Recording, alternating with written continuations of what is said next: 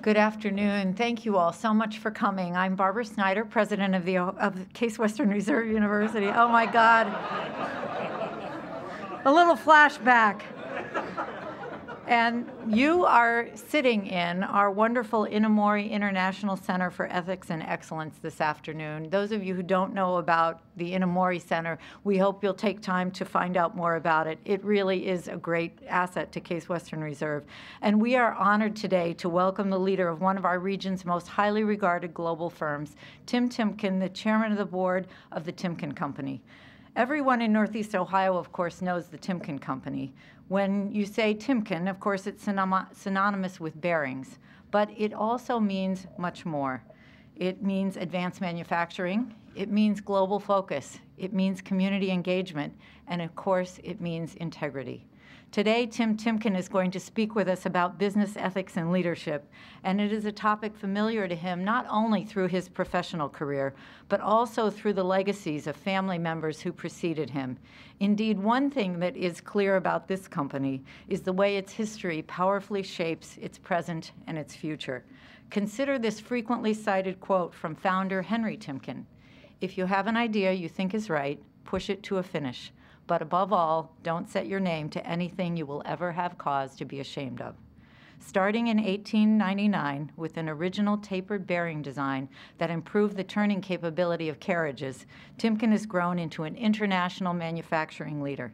Today, the Canton-based company has offices and plants in 27 countries, more than $5 million in annual sales, and 25,000 employees.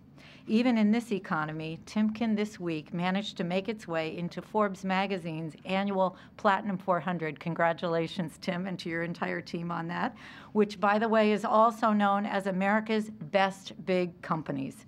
And a few years ago, it was named one of Business Ethics magazine's top 100 corporate citizens. One of the saddest lessons from the current financial situation is the lengths to which some will go in order to acquire wealth. Timken is surely committed to its bottom line success, but its growth centers squarely on its core values. Business experts today talk a lot about the concept of doing well by doing good. This excerpt from a letter co-authored by Tim explains the concept with uncommon elegance. A century of success is more than just the result of being good at what we do. It is a matter of how we go about our business, treating each other, our customers, suppliers, and others with respect and dignity. All Timken associates are expected to act as good citizens within our communities, conduct business in an honest manner, and deliver on our promises. I couldn't think of a better introduction for Tim Timken. Please welcome him. You're going to do some Q&A? Yeah. Okay, now that my speech has been given, any questions?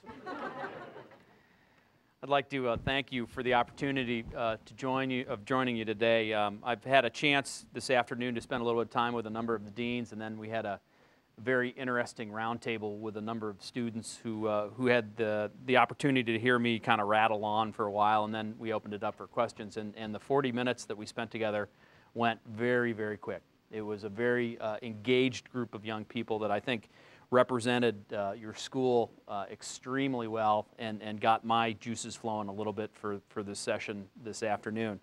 I'd like to start out a little bit by telling you about my company, about my role as chairman, and how I believe that ethics and leadership and business success are absolutely intertwined. To think or talk about one requires us also to think and talk about the others. There is no hope of sustainable business success without strong leadership, and there is no possibility of strong leadership without an unwavering commitment to ethics. That is a chain of cause and effect that has been at the core of the Timken Company throughout our entire history. And I believe this basic understanding is part of the foundation of every great company. I choose the word foundation here intentionally. It should make us think not only about those things that are basic and fundamental, but also direct us back to those things that were present at the founding of our company. For many great companies, founding principles are as critical to success today as they were at the beginning. And in times of great uncertainty and change, like we find ourselves in today, Those founding principles and a company's early history can act as anchors in stormy seas. For Timken, those early years dated back to 1899 when my great-great-grandfather, Henry Timken, invented the tapered roller bearing.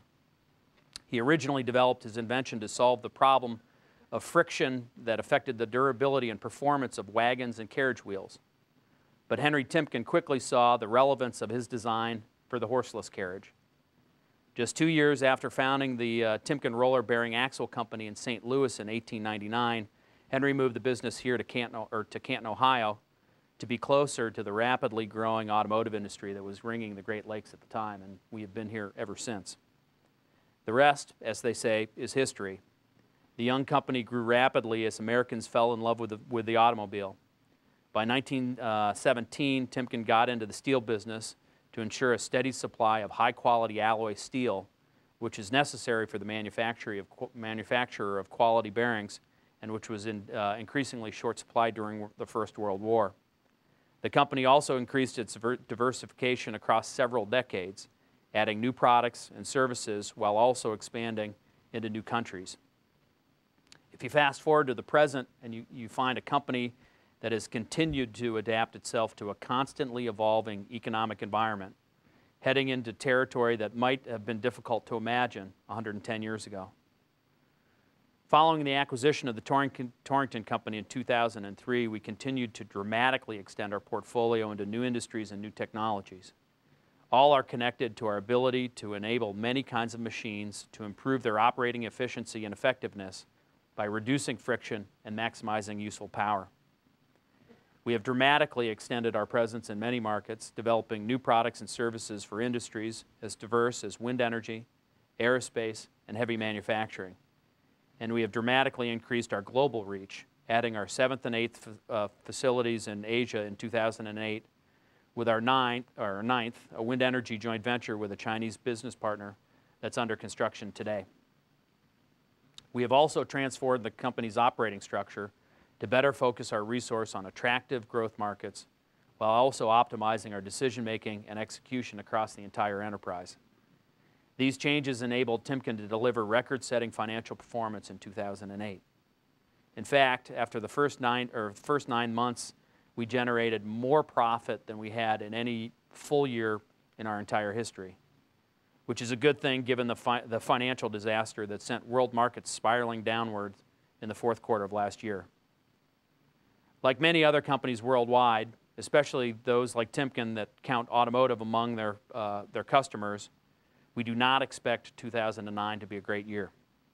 The economic crisis that began in housing and consumer markets in North America and Europe has spread to the broader industrial economy in all regions of the world.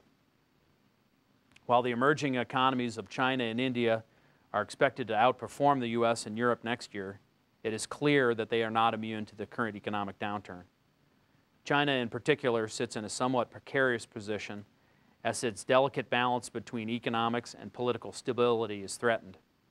The Chinese government has generally held that its economy must grow at roughly 7% per year in order to absorb the flow of millions of people that are moving into the cities from subsistence farming.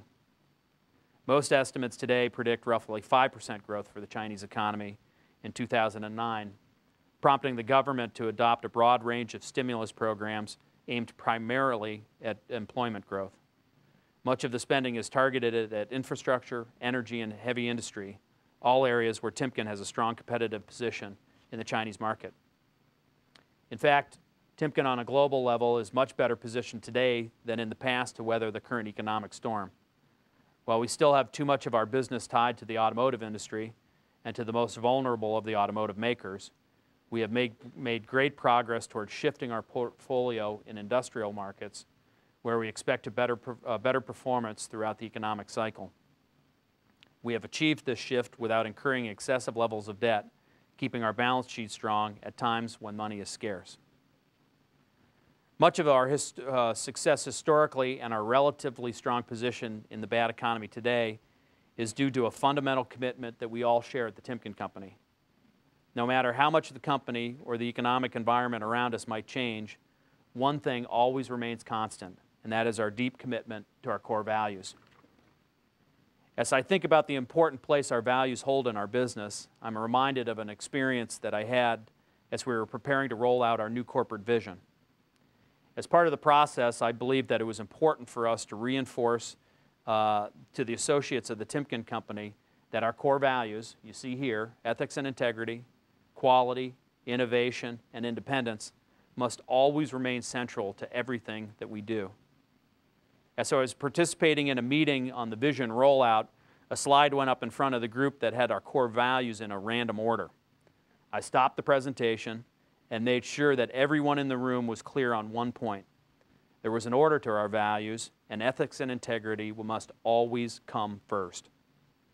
When people interview for positions with Timken, they understand immediately that ethics and integrity is always our primary focus, regardless of whether you're working on the next big acquisition or making bars in one of our steel mills. As we think about values in a broader economic and political context, however, I get the feeling that our society seems to be at somewhat of an ethical crossroads. The world of business, and the world of finance in particular, have been shaken to its foundations. As we have peeled back the many layers of the financial crisis, we have discovered a system that was driven by short-term gains, fueled by greed, and ultimately ethically challenged. Banks were too eager to lend money to people who seemed unconcerned about the consequences of living beyond their means. Securities brokers had little trouble hiding bad investments in bundles with good ones. And investors who were so enthralled with the promise of easy profits that they failed to read the fine print. Many consumers and companies continue to pile on debt rather than make the tough trade-offs necessary to secure long-term financial strength, and ultimately the system imploded.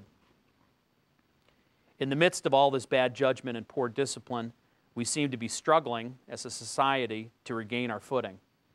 Our soul searching is evident in the many books that have appeared in recent years focusing on the questions of value and morality. It is clear in the so-called culture wars that have turned our national political stage into a boxing ring. And finally, it can be seen in the debate over the fate of the Detroit 3 automakers. In business today, there is a push to return ethics to the center. Much of what we see and hear, however, seems to miss a fundamental point. Too often, values and competence are seen as separate, unrelated characteristics, whether we're looking at an organization or at an individual. In reality, however, there is an undeniable relationship between a company's commitment to a set of well-defined core values and its ability to succeed in the marketplace. I believe there is a similar connection between a leader's effectiveness and perception of his or her own commitment to enduring ethical principles. This is most clear where ethics and integrity are concerned. In a company the size of the Timken Company, there are likely hundreds or even thousands of ethical decisions made by employees at all levels of our company each day. These decisions have a direct influence on our ability to be successful with our customers, with our shareholders, and with a full range of stakeholders who depend on the company in one way or the other. Ethics and integrity is Timken's most important value, not only because ethical decision-making creates a long-term business environment in which we must operate, it is also the background against which our other values, quality, innovation, and independence, are judged and understood. If our customers do not believe that Timken is an ethical company, then they are likely to doubt our claims of quality.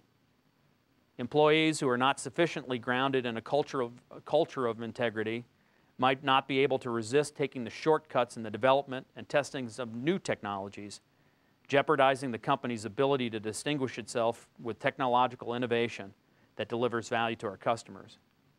And finally, a weak system of internal controls and corporate governance could threaten Timken's independence by making the company vulnerable to regulators or even hostile takeovers.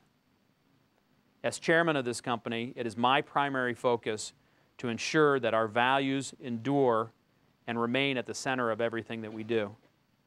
Timken has a long tradition of family participation in the company's management, which follows our listing on the New York Stock Exchange in 1922.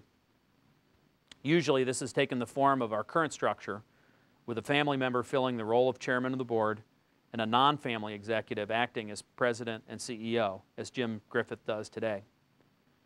Most of the day-to-day operational decisions of the company are the responsibility of Jim and the other senior leaders at Timken, while I am more directly involved in the areas of public policy, corporate citizenship, overall strategic direction, management of the board, and maintenance of our core values. We have found this approach to be rather effective, but alone it is not enough.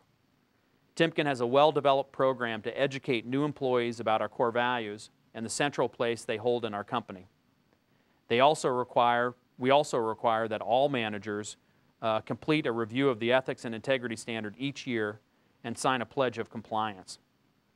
For our values to truly define our business, however, it means going beyond mere compliance. As the old Henry Ford quote goes, it means doing the right thing when nobody's looking. That's where our culture comes into play, helping define what we will and won't do in order to win.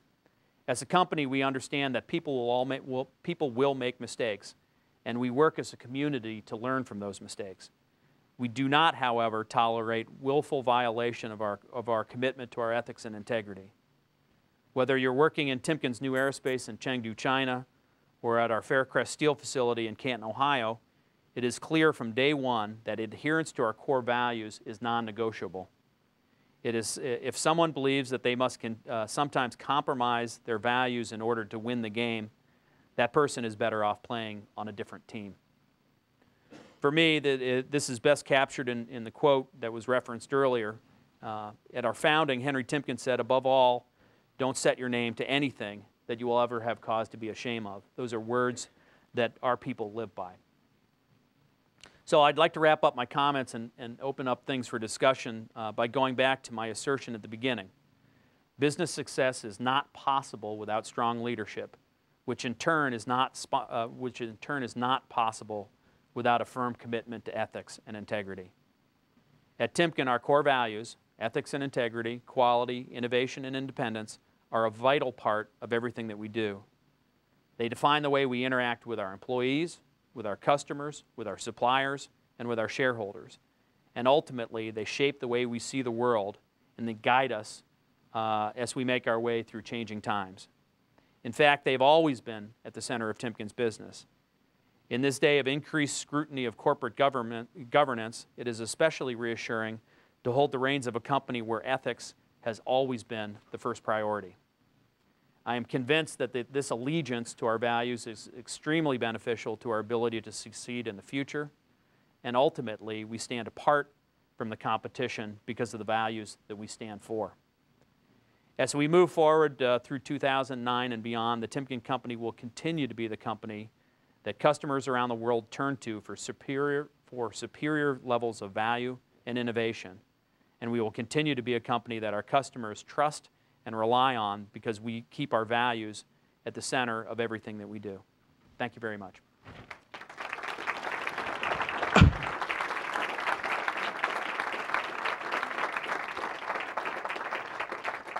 I think they've got me set up for the firing squad up front here. We don't call it a firing squad. Okay, well. We call it dialogue. They're videotaping today's session for future use, and probably they'll hold it against me. So they'd like you to use a microphone if you have a question. If you do, please raise your hand. You're going to find that I'm usually pretty blunt and maybe a little bit overly so sometimes, but I'd be happy to take any questions you might have. Otherwise, this is going to be a very short session. In the back here. Could you tell us a little bit about the internal program that you spoke about before? Sure.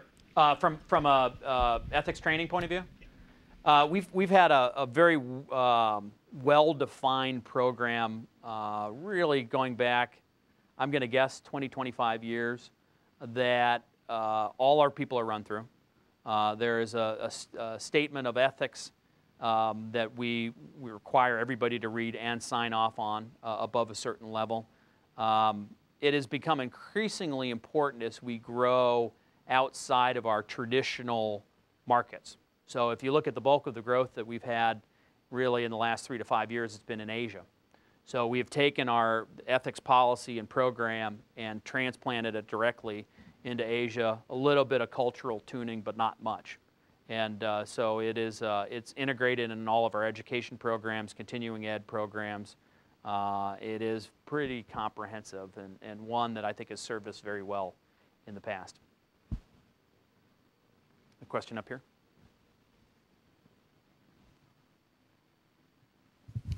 What are some of the challenges that you have experienced in the past as you begin to do business in some foreign cultures and countries? Well, it's unique to each one of the locations that you're in. As was pointed out earlier, we're in 26 different countries. And each one of those has their own cultural differences. The approach that we've always taken as a company is that we define ethics as ethics, whether you're in Gaffney, South Carolina, Ploiești, Romania, or Chengdu, China. So where we're in a country where you might facilitating payments might be an acceptable practice, it's not by our definition. So we take one definition of what's right around the world. We are sensitive to cultural differences, but it is what it is in the Timken Company. From a challenge point of view, it's interesting. I told a story in the last session about an acquisition I did in Romania in the late 90s, shortly after the communists were run out. They were doing a government privatization, and I was there representing the company. We worked on it for 5 months. In that entire 5-month period, nobody ever approached me for a bribe. And this is in post-Soviet Romania, where a buck was a buck and people were scratching for everything they could get. I think our reputation preceded us. People understood who we were, how we do business, and to me that's the benefit of taking one approach to the world and saying this is what we stand for, this is how we operate, don't come at us in a different fashion. And so we've had, I think, more advantages versus challenges. Now, there'll be occasions where we'll run into it, but in general, it's relatively minor for us. There's one all the way in the back there.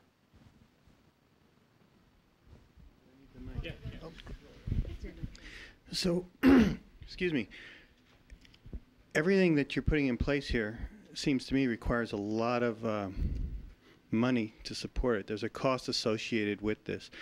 And of course that cost takes off your bottom line, right? So have you done the cost analysis? Is it cheaper, in fact, to maintain the high ethics and do business? Do you get a better payback from that? Or does it cost you more and you're willing to eat that in order to maintain this reputation and not be approached for bribes? It's actually a calculation we've never done. Because ultimately, how do you put a value on your reputation? We've worked for 109 years to build our brand, to sell people on what we stand for. If I were to take a risk on that, I wouldn't even know how to put a value on it. So we've never done that. Now I will. Go ahead. I'm just wondering if in the long run what you find out is that it's actually more profitable to do it right first than to have to fix it later because of a lawsuit or something. I was just wondering if that calculation had been done. Absolutely.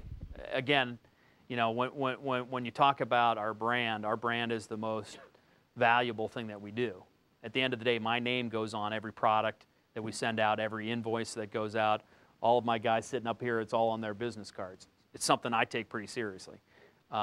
And again, if you think about the value and the risk associated with doing things the wrong way, to me, it's not even a calculation I got to run. This is the way we're going to do it. Absolutely. Now, the good news is the cost of all of this is getting a lot cheaper with information technology, with some of the online training that we're doing right now. It's significantly cheaper than it used to be, but we're also covering more ground than we used to. So there's very real cost to it.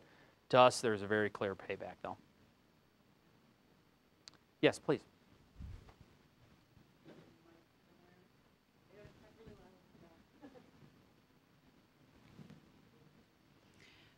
Tim, I'm just wondering, our mission here is about education.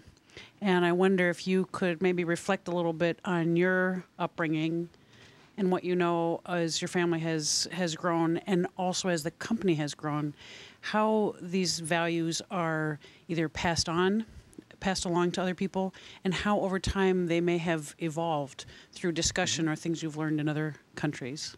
Well, let me start with the back end of that question, then I'll go to the front end. If you go back and you look at the very early writings that were done by my great-great-grandfather, he may not have used the words that you saw up here of ethics and integrity and quality and innovation, but they were there. So you know, we go through a periodic debate in our company as to whether it's time to, quote, refresh the values. And I've got a very simple answer to that, usually, and everybody knows it. So the values have been enduring. They have been fully embraced by management. I've got the unique benefit of having learned them from two different generations in my family.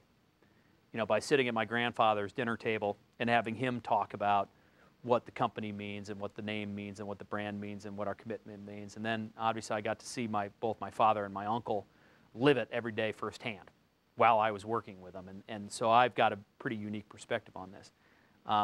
Day one, actually pre-day one, when you come and interview with the Timken Company, you start getting ethics.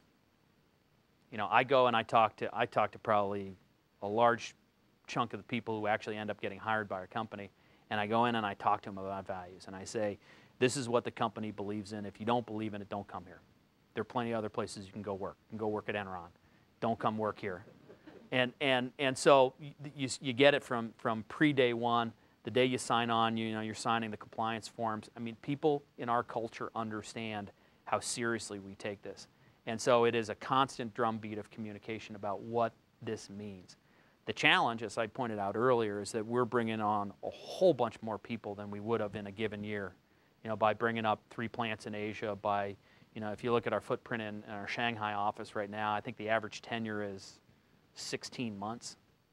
You know, these are all people who have to be taught about what it means to be a Timken employee. I think we do it well. I think with the amount of resources we commit to it, with the sincerity that our people teach it, we've been very, very fortunate, I think, in that we are attracting the type of people who buy into the message. So it becomes easier. Please. I think the question was asked earlier by Bob Lowry. What does it mean for your, within the company, what is your program? If someone were to go to senior management and then to someone in a factory and say, what does this mean at Timken? What is ethics and integrity? Would you have different answers? How would they respond to that? I think the words might be different, but the principle will be the same. I mean, it is kind of going back to Henry Ford's words. I wish that was my grandfather's words. But it is doing the right thing when nobody's looking. And you know, my great-great-grandfather's words of don't put your name to anything you'll ever have cause to be ashamed of. I think that's what you hear from our people. Now, I could put these guys on the spot and ask them, but I'm not going to do that.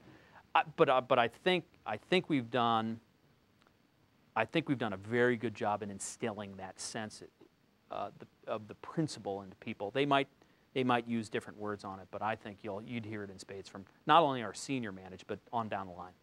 Absolutely, yeah. I mean, our people, you know, you go into one of our bearing plants, you go into one of our steel plants, they're proud of what they do. I mean, they are. Now, you know, we have, you know, issues with labor occasionally, but at the end of the day, they're proud of what they do.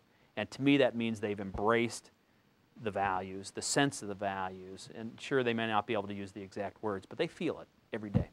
And I spend enough time walking around our shops that I hear it firsthand from them. So, there's a question over here.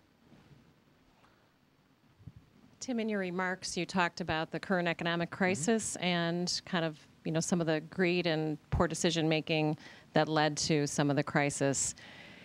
Knowing that you are a strong believer in the free markets, you know, what do you foresee to be the solution here?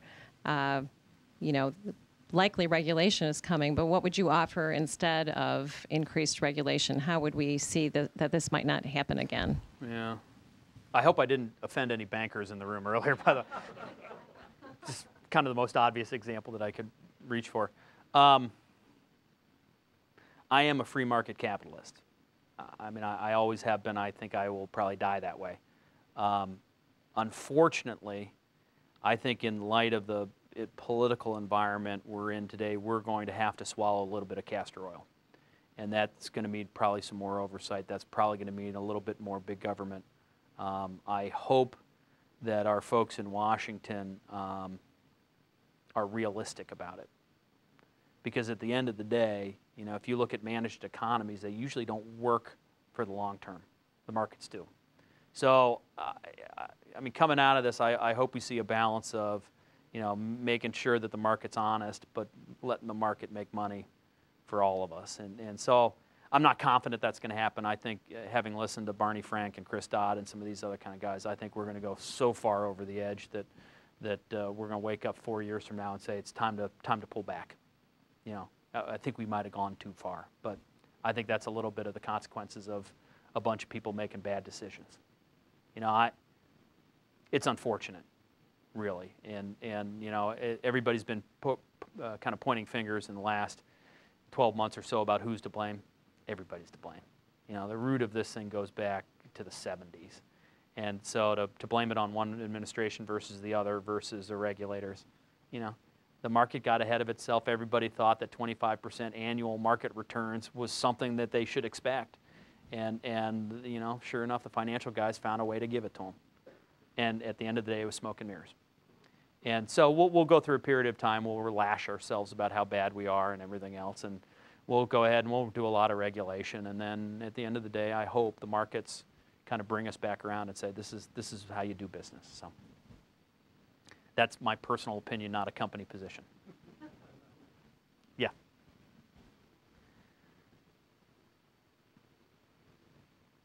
I was impressed in the earlier, in the roundtable with the students when you were describing how you get your message out with everything from, you were talking about IT, but even having big screens in the cafeterias all over in all of your locations. And I was just wondering, on the somewhat negative side of trying to make sure your values are protected, how do you handle potential whistleblowers? How do you create a culture that would permit people to say that someone is not living up to these values? Well, we've got all the standard, you know, ombudsman programs, hotlines that are in all of our facilities all around the world. So that's the kind of the basic blocking and tackling structural side. At the end of the day, it's more about culture, though. It is making sure that your people understand that if they see something wrong, it's not only their right, but their responsibility to come forward and say something's wrong. And that's true in our finance department. That's true of a guy working on a bearing line. At the end of the day, you want them to have ownership of quote, our company. And our people think about it as our company. And that, I mean, if you can create that kind of environment, then the tools are not all that relevant. You know, you want to be able to have somebody be able to pick up the phone if they need to in a confidential way and report something. But at the end of the day, what I'd rather have happen is I'd rather have him go to his supervisor and say, this is wrong. Something's going on here. You know, it's the old automotive analogy of everybody in the plant ought to have the ability to stop the line. You know, that's kind of what we're talking about. And I think we have that kind of culture. I think it could be stronger. I think there's probably still people in our organization who feel intimidated by their ability to do that, but we work on it and we take it very seriously because, you know, end of the day, it's all of us. You know, it's all of our company. So, yeah, please, back there, and then we'll move right up. Yes. While you said that ethics and integrity are your #1 values, like you said before, everybody slips up sometime. Do you have any type of either punishment or reward system set up to keep ethics and integrity at the top? Well, obviously, you know, you've got the disciplinary procedures on the negative side, which are very well stated. They're clearly stated. Everybody knows the consequences of actions. On the reward side, I wouldn't say we've got a defined program that recognizes ethics, because I'm not sure how you would do that. I think at the end of the day, that's part of being an associate of the Timken Company. It's more of an expectation versus something that you reward people for. I'm not sure I've got a better answer for you than that. I mean, on the negative side, I mean, there is a clear understanding with our people that if you do the wrong thing, you're going to pay the price for it. And depending on whether it was willful or accidental, then obviously you adjust, your action accordingly. Please. Thank you. In your acquisition of Fafner, kind of a before and after question, how well did you assess their culture before, and to the degree you missed something, how have you responded in the past and the present? That's a great question. For those of you who don't know the Fafner issue, we bought a company called the Torrington Company in 2003. Very large acquisition for us. It was about $1 billion. We were about $2.5 billion at the time, so it was a big deal. And they had always been our North American primary competition. So we went in and we bought them, and during due diligence, we spent a tremendous amount of time focused on culture. Because, we went in and we said, they're Barron guys. They're like us. They just happen to be up in New England. We learned some hard lessons. That while they looked like us and talked like us, and they were all degreed engineers like us, and they had a different way of operating. More consensus, team-driven. We were a little bit more top-down at the time. We've changed that since then, but I think we might have overlooked that. And I was doing the due diligence, so it's probably my fault. It is my fault. We have learned an awful lot from that acquisition, though, because I do think that we underestimated the impact of it, and we paid the price for it for a while. I think if today, if you go and you can even find somebody who identifies themselves as a, quote, Torrington person, the story would be very different. And I think we took what was good from their culture and blended it with our culture. And I think we come out as a stronger company at the end of the day. In the back. Tim, I've got two questions. I'll ask them together if I might. One, do you draw a distinction between ethics, lawful behavior, and then morals? And if so, if you'd help us understand the difference as you see it. The second one is more personal. Would you be willing to share an example of a dilemma you faced, ethical dilemma, and what you did about it? I knew you were going to ask me that question. Let me try to answer the first one first. I do think there is a clear difference between doing what is ethical and doing what is lawful, because I think in too many cases the law doesn't go far enough. And when you adhere to the principle of what's right, then I think you're doing what's ethical. If you adhere just to what's, what I won't get arrested for, then I think people know the difference there in their own heart of hearts. I can't give you a written definition, but that's the way I would think about that. I'll give you one example of an issue that I faced. A number of years back, we had a person who was running one of our geographical regions. And it's a person that I had worked with very closely. In fact, he worked for me for a period of time. We became friends. I spent non-working hours with him. And then my responsibility shifted, and I lost kind of constant, day-to-day kind of touch with him, and we'd see each other periodically.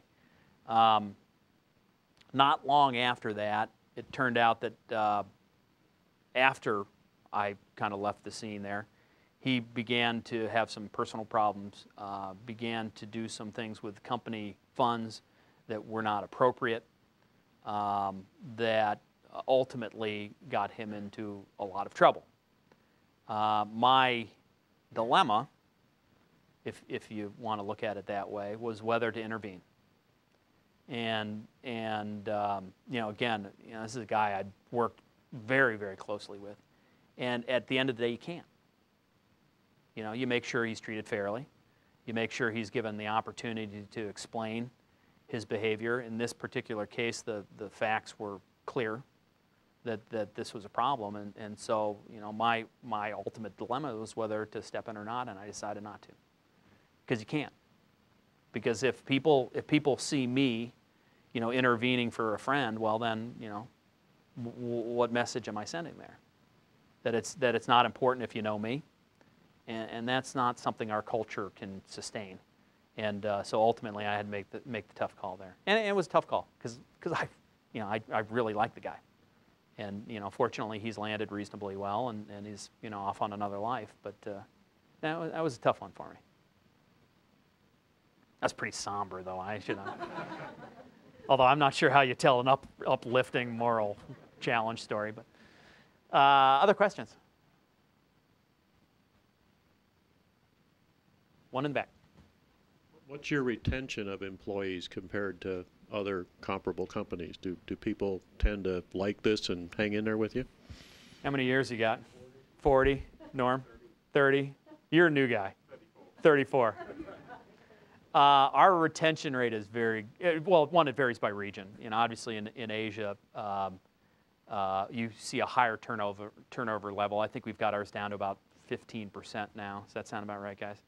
And that's down from 25, 30% when we first started getting established there.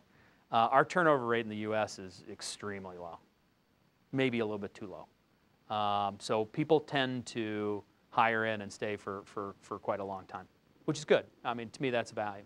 We also, the other attribute, we have a lot of multi-generational people who work for us. In fact, you go into the steel mill and you'll see a fourth generation, person working in the mill, and that's, to me, that feels good. So.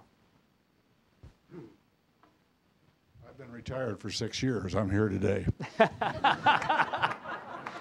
And I didn't pay him to come either, so it's in the back.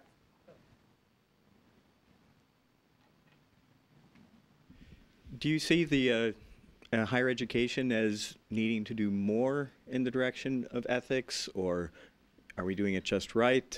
Should college graduates understand ethics as something that they do or something that they study? Just your comments on that to a university audience. Yes, yes, yes, yes, yes. So we should be doing more than we are? I think so. I think we all need to do more. I was asked the question earlier in the last session on should we spend more time teaching ethics at the college level? And the point I made is we ought to be spending more time teaching ethics at the preschool level, and at the preschool level, and at birth level. That ultimately, if you're raised in an environment where people tell you that knowing what's right and what's wrong is important, you got a pretty good leg up on being successful. And if we as a society and as a culture can do that in a drumbeat fashion throughout someone's entire life, then you don't need to play catch up in school. You would hope that by the time somebody is 18 years old and enters your institution, that they know what's right and what's wrong. I'm not sure that's always the case. So I think there's some catch up that we have to count on our educational institutions to do. But ultimately, at the end of the day, it's my responsibility to sit down with my 8-year-old and my 10-year-old and say, this is what's right and this is what's wrong. And you ought to know the difference. So, I think it's up to all of us, really. And I think, as I said in my comments earlier, I think we've lost our way a little bit. Whether it's as a country or whether it's as a world. I think, if you look at some of the things that have been happening in the last 3 or 4 years, I wouldn't be proud to be in the position that some of these people are in. And so I don't know. I think the fact that we're all talking about it a lot more is good. And the fact that the education system is willing to embrace it and drive it, I think is a good thing. And that's ultimately why I would, take my time and come up and do something like this. So, please. We got 2 here.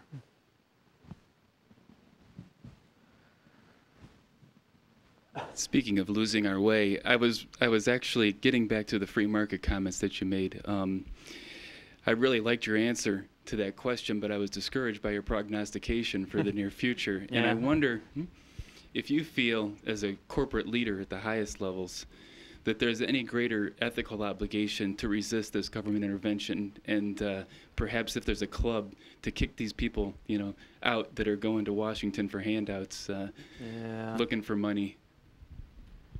Well, that's a tough one. The whole idea of the federal government spending $1 trillion in an efficient manner.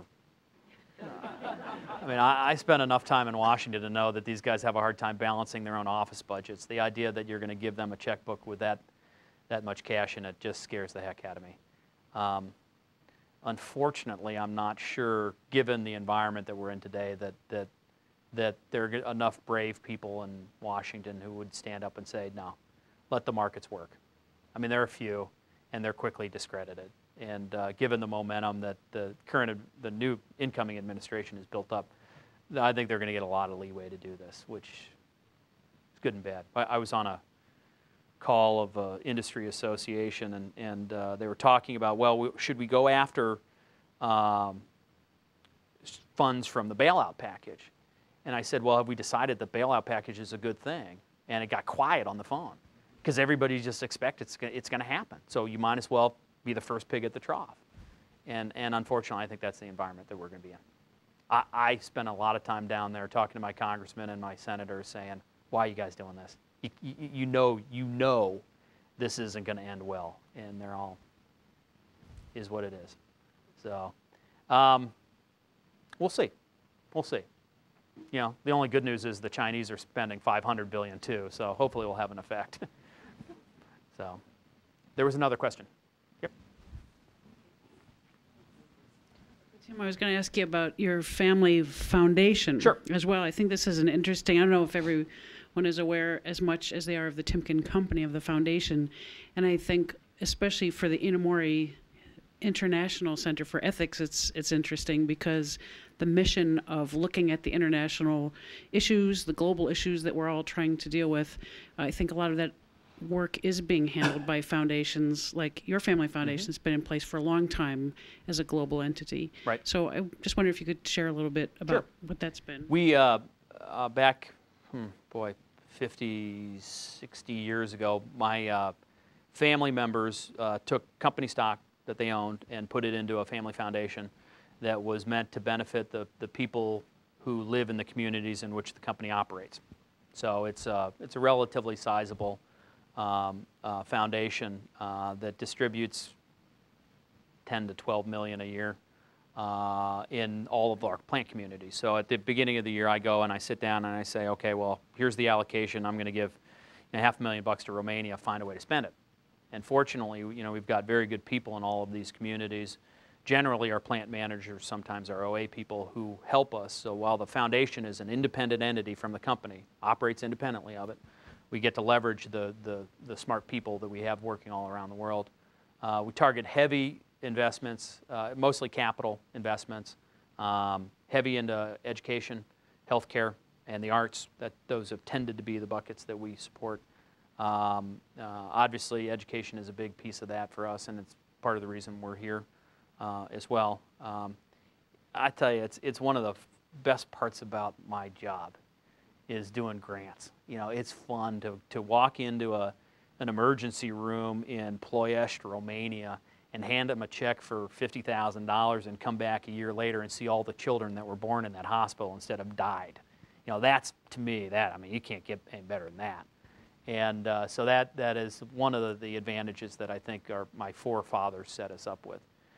We run that in combination, obviously, with our corporate efforts. We've got a corporate charitable trust that distributes more operating side funding.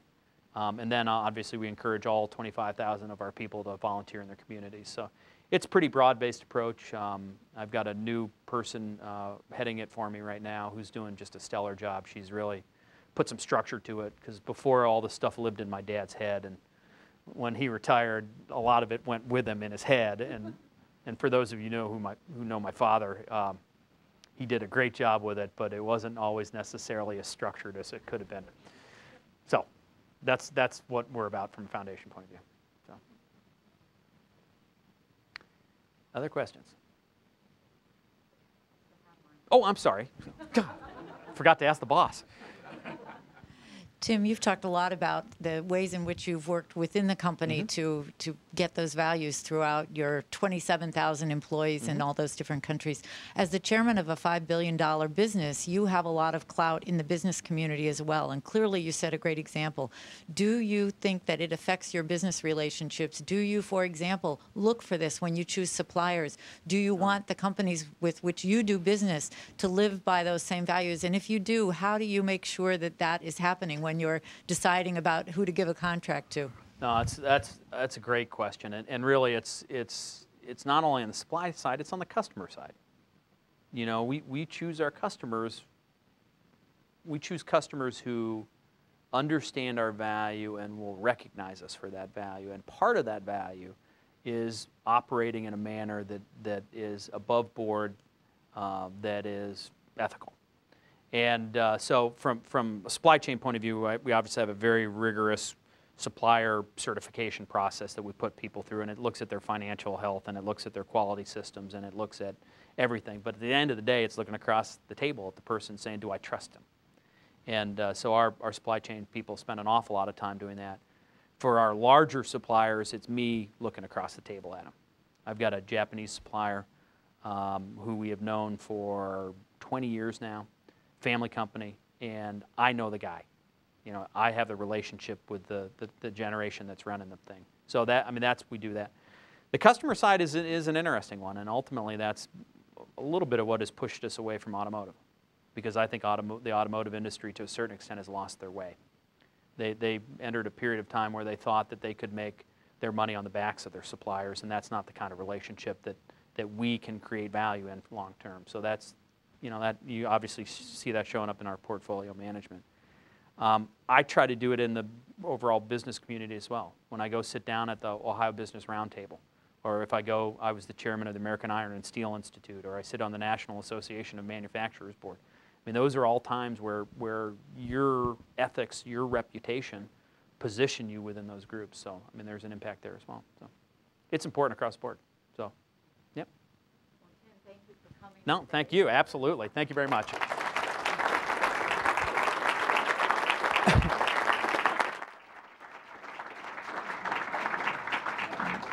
So thank you not only for being here, but also for a great talk and an inspirational talk, and the free-ranging and open dialogue. We love that at Case Western Reserve. Now, we hope that you can all join us for a reception right outside, so you will have a chance to talk more with Tim and ask him your individual questions, anything you didn't get to ask. So Tim, you're not quite done yet.